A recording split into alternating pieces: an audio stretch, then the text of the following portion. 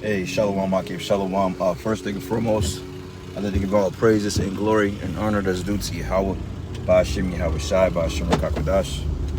I'd like to give double honors to the apostles and elders, great millstone and rule well. Blessings and salutations to the whole elect. It was in the gospel, brought lift him to. At the next stop sign, turn left. Hold on 1 second. 1 second, brother Salakia. Yep, this is titled, basically, fornication is sex before marriage. Where is that in the scriptures? See, Shalom, brother. See, what tends to happen here is that you got these different groups, these different Israelites that like to pervert the gospel. They like to pervert the gospel of Yahweh Shai based on Western principles. Because we all know that the Bible is written from an Eastern standpoint. Okay? The Bible is not what you would consider Western philosophy, but it's Eastern beliefs, Eastern philosophies, or Eastern lifestyle, Eastern culture. When you go into the book of Job, when it said that Job was a man of the East, okay, the Hebrew word for East is Aragra, which means of the East. It doesn't mean you're Chinese or jet black hair, chinky eyes. It does not mean that. But Esau, Edom will have you to believe that because you're from a certain demographic, that he just lump everything up into one category. No, because actually the land of Israel was located in the continent of Asia. Okay, it's not in Africa like people believe. And there's no such thing as Middle East. That's all constructed lies due for commerce purposes, man. Okay? So with that being said, you got this guy called the IUIC, or the group called the IUIC, the Israel United in Christ. Which Christ, that should tell you everything right there. I mean, the group is hiding because the church teaches that that fornication is sex before marriage. But according to the Bible, marriage, sex is marriage, according to the scriptures. What the fuck is this thing talking about? Sex is marriage according to the Bible. Okay, give me 1 second, brother Salakia. This thing is acting stupid. Salakia about that, man. This fucking GPS shit tripping. But anyway, sex according to the Bible is marriage. Okay, now it is true that you had a ceremony in the Bible when the families came together and you consummate the marriage through the tokens of our virginity. Meaning that the families would get together and you would take her up in the marriage chamber and you would have sex with her, and upon popping the hymen, which we call popping the cherry, is basically the tokens of our virginity. And then you show the father that, and then before you know it, ownership from the father is transferred over to the husband, because the female is the property of the man, or of our father. Then she becomes the property of her husband. Okay, but see, in this Western setup, they teach you that, well, if you have sex with a woman before marriage, which fucking marriage is sex, man. They teach you that that's going off and that's unacceptable. But wait a minute. So what is marriage? Is it the ceremony, or is it actually the physical act of sex?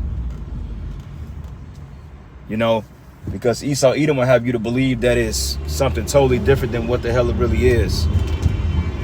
You know? But regardless of that, and Salaki, I'm kind of distracted, man. I'm actually trying to find my way around here.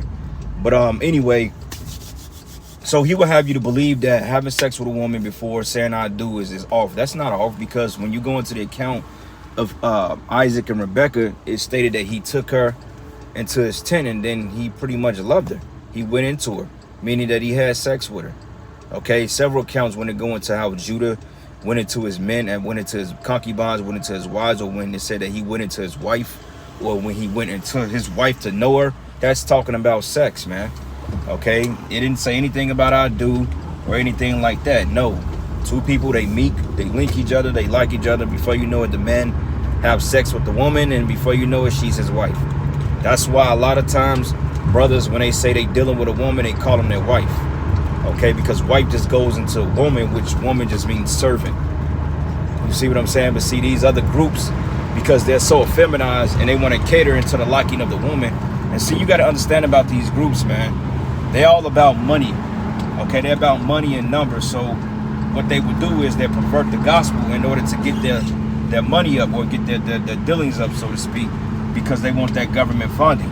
Because when you want the 501c3, you have to teach according to the state. Okay, you can't push a pure doctrine because you're set up under government restrictions, man.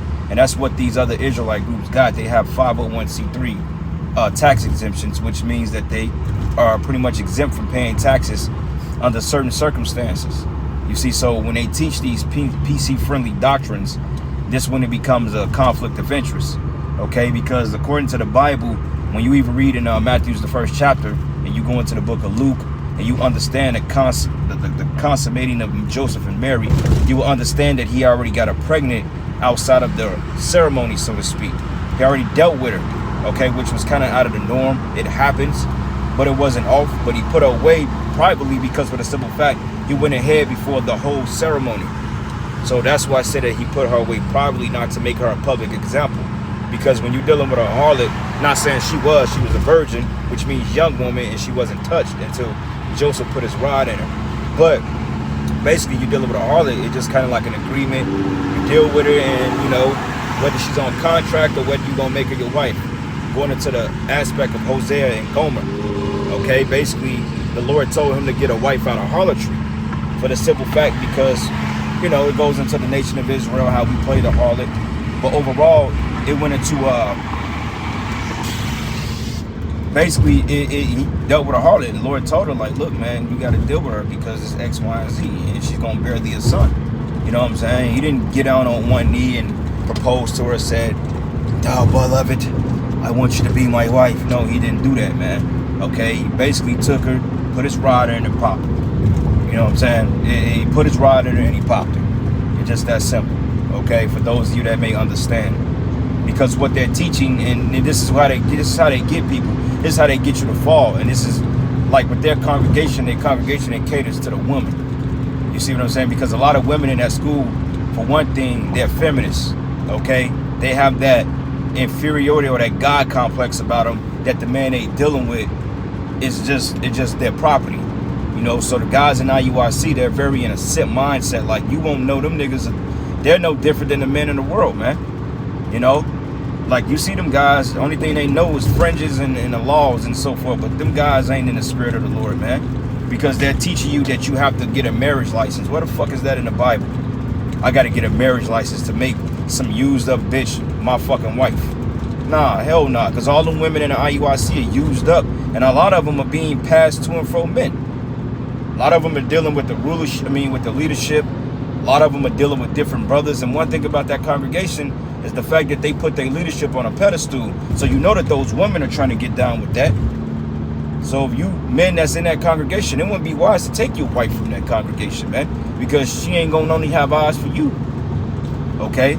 And Lord's will, I can do a piggyback on this lesson. I actually go into the scriptures and go into what sex means. Because, I feel like doing it in transit, it don't really do it justice for real because we're speaking on it, you know what I'm saying? Though it can be edifying, but, we want to break the thing down. But they're teaching their men out, well, you got to marry her on paper. That's bullshit, okay? That's a trap. That's slavery. Even Esau knows that. Even Esau broke down the concept of a marriage contract, okay? Because marriage is just really an agreement between a man and a woman, okay? Through the Most High, through the act of sex. When you put your rod in her, you know what I'm saying? Depending on the circumstances, because like I said, today you have a bunch of harlots. Okay, these women are not really in the business of being married because they've dealt with so many men. But like I said, case by case scenario, you find you a woman because everything here is defiled anyway. You find you a wife and you want to deal with her, make her your wife. You've already had sex with her. Making her a wife and it's not going down to the courthouse. It's just basically saying, look, you my woman now. This is basically your woman. It's for all you people that say, I got a boyfriend or I got this and that. Nah, man. If you got a so-called boyfriend, that's your husband. Ain't no fucking such thing as boyfriends, man. Okay, you got wives and you got concubines. Most women today will fall under concubine status because, for one thing, they're not really bound by the man. Okay? Even in the scriptures, your concubine will be bound by you. But even in this world, they teach you that when a woman is tired of you, she can leave you. That's not a wife. Okay, because a wife ain't supposed to leave her husband unless they come to some type of agreement and he say, you know what, I'm gonna put you away but you got to remain untouched. But most women in this society, if you put them away or y'all break up, she don't remain untouched. She's defiled, because the minute y'all break up, she's already dealing with somebody else, more than likely. You see what I'm saying? And this is what them guys in that group not gonna tell you, because like I said, they all about money, and they trying to keep you guys in slavery. You know, and they tell you that you only got to deal with a woman in their congregation. That's bullshit. Okay, because for one thing, they tell you if you don't have a woman or you have a wife that's not a believer, you got 6 months to make her an Israelite. But what if it ain't in our spirit to come into the truth? Then you got to put the woman away, which you're going to cause her to commit adultery, because you putting her away without a cause. You putting her away and say, well, you're not in the truth. That means I can't be with you. That's bullshit, man. Because most of the women we got don't believe anyway. Half the women in that congregation don't believe, but see, they like it because it seems that they're part of something. They got the gimmicks going on, okay? They got the flashy leadership, and they got the nice attire. So that's what keeps the woman around, the fair speeches. It's not the fact that they all about the Israelite thing, because when you teach them the true doctrine, according to how Yahushua taught, they don't like that.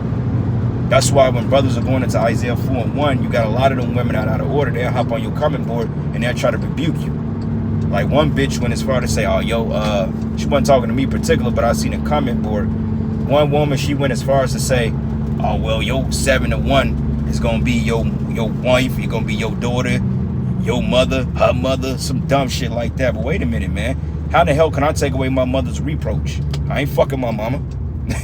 You see what I'm saying? So that's bullshit, man. I can take away my daughter's reproach if she's not touched by a man.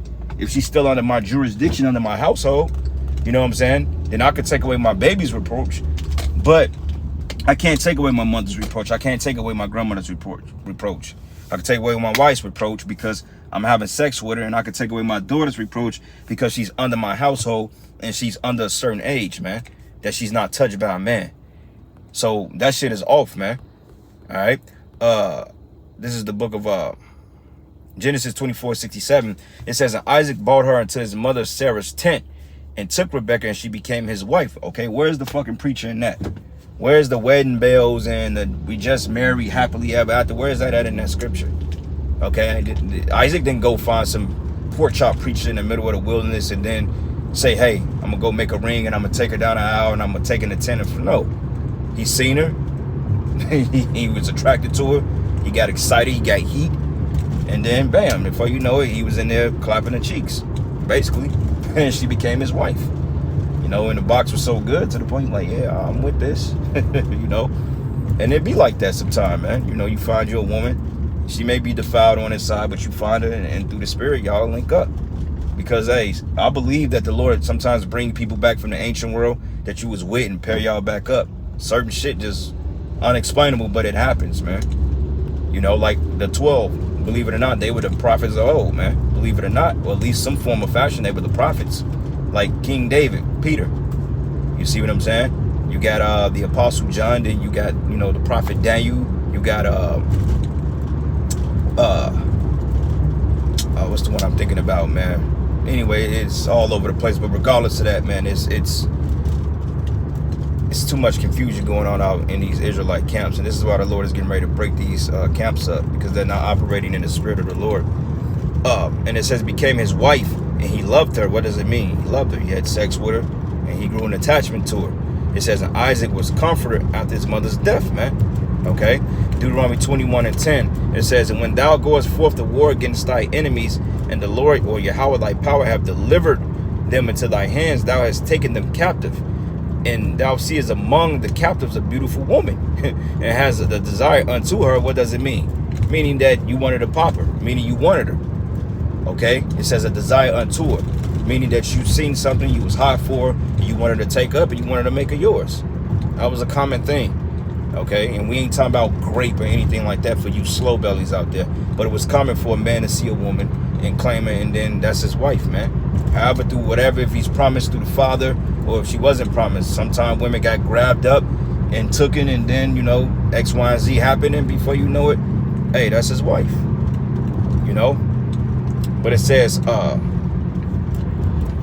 seeing a woman thou hast desire unto her, that thou wouldest have her to thy wife, then thou shalt bring her to thy home and thy house, and she shall shave her head, and part her nails. Okay, it says, and she should put the raiment of her captivity from off her, right? Because when you get a concubine woman, whether it's a heathen woman or not, eventually they takes on the customs of ours, man. Okay, the raiment of our captivity.